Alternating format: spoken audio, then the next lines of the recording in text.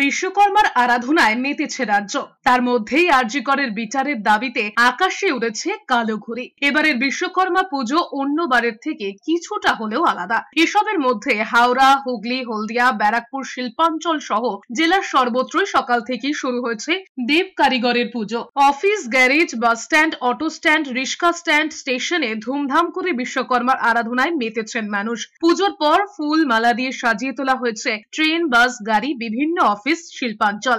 দেব কারিগরের আরাধনা চলছে সিটি কেবল এবং ইন্ডিয়ান কেবল নেট কোম্পানি লিমিটেডের অফিসেও। আইসিএনসিএল এর বিল্ডিং মিডিয়া সিটিতে সকাল থেকেই শুরু হয়েছে দেব কারিগরের আরাধনা। পুজোয় সামিল হয়েছেন আইসিএনসিএল এর সব স্তরের কর্মীরা। ইন্দো জাপান বিল্ডিং এও আইসিএনসিএল এর বিভিন্ন শাখায় যথাবিহিত উপাচারে পূজিত হয়েছেন দেব কারিগর। অন্যান্য দিনের তুলনায় রাস্তায় কম বেরিয়েছে যানবাহন, তাই রাস্তায় যানজটও কম চোখে পড়েছে।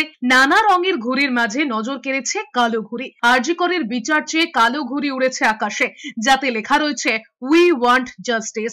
রাজ্যবাসীকে বিশ্বকর্মা পুজোর শুভেচ্ছা জানিয়েছেন মুখ্যমন্ত্রী মমতা বন্দ্যোপাধ্যায়।